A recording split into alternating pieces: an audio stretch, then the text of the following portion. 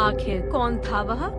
KRX creation SS channel. आधुनिक समय में भूत प्रेत अंधविश्वास के प्रतीक के रूप में देखे जाते हैं, पर कुछ लोग ऐसे भी हैं जो भूत प्रेतों के अस्तित्व को नकार नहीं सकते। कुछ लोग पढ़े लिखे, जिन्हें भूत प्रेत पर पूरा विश्वास होता है, वे भी इन आत्माओं के अस्तित्व को नकार जाते हैं, क्योंकि उनको पता है कि अगर वे किसी से इन बातों का जिक्र किए तो सामने वाला भी, चाहे भले इन बातों को मानता हो, पर वह यही बोलेगा। पढ़े लिखे होने के बाद भी आप एक ऐसी बातें कर रहे हैं, और इस प्रश्न का उत्तर देने और लोगों के सामने अपने को गंवारू समझे जाने से बचने के लिए लोग इन बातों का जिक्र करने से बचते हैं। मैं आज यहाँ 2 वृत्तांत का वर्णन करूँगा, जिसको सुनने पढ़ने के बाद आपको क्या लगता है अवश्य बताएं। खैर, मैं भी तो भूत प्रेत को नहीं मानता, पर कभी कभी कुछ ऐसी घटनाएं घट जाती हैं कि भूत प्रेत के अस्तित्व को नकारना बनावटी लगता है। बात कोई 15-16 साल पहले की है। मैं जिस जगह पर काम करता था वहीं पास में एक फ्लैट किराए पर लिया था। इस फ्लैट में मैं अकेले रहता था। हाँ, पर कभी कभी कोई मित्र संबंधी आदि भी आते रहते थे। इस फ्लैट में एक बड़ा सा हॉल था और इसी हॉल से संबंध एक बाथरूम और रसोई घर। एक छोटे से परिवार के लिए यह फ्लैट बहुत ही अच्छा था, और सबसे खास बात इस फ्लैट की यह थी कि यह पूरी तरह से खुला खुला था। मैं आपको बता दूं कि इस फ्लैट का हॉल बहुत बड़ा था और इसके पिछले छोर पर शीशे जड़ित दरवाजे लगे थे, जिसे आप आसानी से खोल सकते थे। पर मैं इस हॉल के पिछले भाग को बहुत कम ही खोलता था, क्योंकि कभी कभी भूलवश अगर यह खुला रह गया तो बंदर आदि आसानी से घर में आ जाते थे और बहुत सारा सामान इधर उधर कर देते हैं। आप सोच रहे होंगे कि बंदर आदि कहां से आते होंगे। मैं आप लोगों को बताना भूल गया कि यह हमारी बिल्डिंग एकदम से एक सुनसान किनारे पर थी और इसके अगल बगल में बहुत सारे पेड़ पौधे, जंगली झाड़ियां आदि थीं। अपने फ्लैट में से नीचे झांकने पर सांप आदि जानवरों के दर्शन आम बात थी। एक दिन शाम के समय मेरे गांव का ही एक लड़का, जो उसी शहर में किसी दूसरी कंपनी में काम करता था, मुझसे मिलने आया। मैंने उससे कहा कि आज तुम यहीं रुक जाओ और सुबह यहीं से ड्यूटी चले जाना, पर वह बोला कि मेरी ड्यूटी सुबह 7 बजे से होती है, इसलिए मुझे 5 बजे जगना पड़ेगा और आप तो 7-8 बजे तक सोए रहते हैं, तो कहीं मैं भी सोया रह गया तो मेरी ड्यूटी नहीं हो पाएगी। इस पर मैंने कहा कि कोई बात नहीं, एक काम करते हैं, 4 बजे सुबह का अलार्म लगा देते हैं और तू जल्दी से जगकर अपने लिए टिफिन भी बना लेना, पर हाँ एक काम करना, मुझे मत जगाना। इसके बाद वह रहने को तैयार हो गया। रात को खा पी कर लगभग 11:30 तक हम लोग सो गए। हम दोनों हाल में ही सोए थे। मैं खाट पर सोया था और वह लड़का लगभग मेरे से 2 मीटर की दूरी पर चटाई बिछाकर नीचे ही सोया था। एक बात और, रात को सोते समय भी मैं हाल में 0 वॉट का बल्ब जलाकर रखता था। अचानक लगभग रात के 2 बजे मेरी नींद खुली।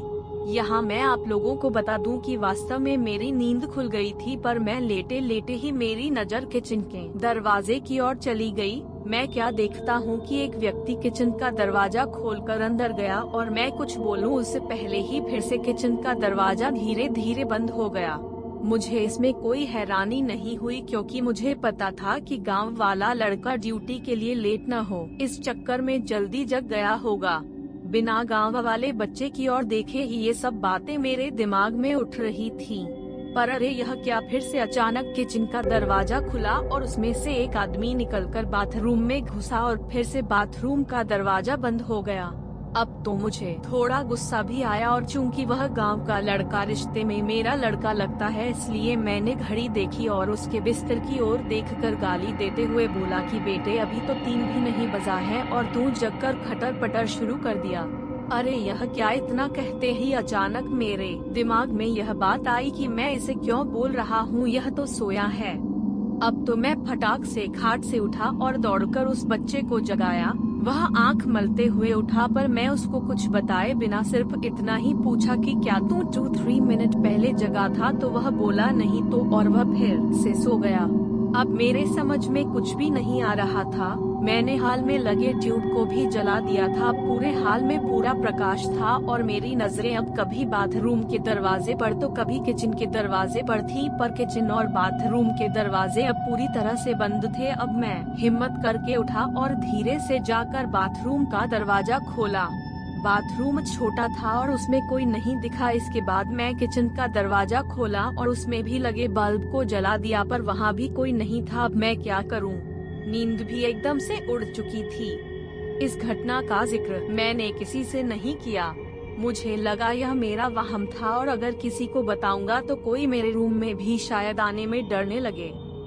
इस घटना को बीते लगभग 1 महीने हो गए थे और रात को फिर कभी मुझे ऐसा अनुभव नहीं हुआ। एक दिन मेरे गांव के 2 लोग हमारे पास आए। उनमें से एक को विदेश जाना था और दूसरा उनको छोड़ने आया था। वे लोग रात को मेरे यहाँ ही रुके थे और उस रात मैं अपने एक रिश्तेदार से मिलने चला गया था और रात को वापस नहीं आया। सुबह सुबह जब मैं अपने रूम पर पहुँचा तो वे दोनों लोग तैयार होकर बैठे थे और मेरा ही इंतजार कर रहे थे। ऐसा लग रहा था कि वे बहुत ही डरे हुए और उदास हों। मेरे आते ही वे लोग बोल पड़े कि अब हम लोग जा रहे हैं। मैंने उन लोगों से पूछा कि फ्लाइट तो कल है, तो आज की रात आप लोग कहाँ ठहरेंगे? उनमें से एक ने बोला रोड पर सो लेंगे, पर इस कमरे में नहीं। अरे अब अचानक मुझे 1 महीना पहले घटित घटना याद आ गई। मैंने सोचा तो क्या इन लोगों ने भी इस फ्लैट में किसी अजनबी आत्मा को देखा? मैंने उन लोगों से पूछा कि आखिर बात क्या हुई, तो उनमें से एक ने कहा कि रात को कोई व्यक्ति आकर मुझे जगाया और बोला कि कंपनी में चलते हैं। मेरा बस वहीं छूट गया है। फिर मैं थोड़ा डर गया और इसको भी जगा दिया। इसने भी उस व्यक्ति को देखा। वह देखने में एकदम सीधा साधा लग रहा था और शालीन भी। हम लोग एकदम डर गए थे क्योंकि हमें वह व्यक्ति इसके बाद किचन में जाता हुआ दिखाई दिया था और उसके बाद फिर कभी किचन से बाहर नहीं निकला और हम लोगों का डर के मारे बुरा हाल था। हम लोग रात भर बैठकर हनुमान का नाम जपते रहे और उस किचन के दरवाजे की ओर टकटकी लगाकर देखते रहे, पर सुबह हो गई है और वह आदमी अभी तक किचन से बाहर नहीं निकला है। अब तो मैं भी थोड़ा डर गया और उन दोनों को साथ लेकर तेजी से किचन का दरवाजा खोला, पर किचन में तो कोई नहीं था। हाँ, पर किचन में गौर से छानबीन करने के बाद हमने पाया कि कुछ तो गड़बड़ है। जी हाँ, दरअसल फ्रिज खोलने के बाद हमने देखा कि फ्रिज में लगभग जो 1 किलो टमाटर रखे हुए थे वे गायब थे और टमाटर के कुछ पीस रस आदि वहीं नीचे गिरे हुए थे और इसके साथ ही किचन में एक अजीब गंध फैली हुई थी।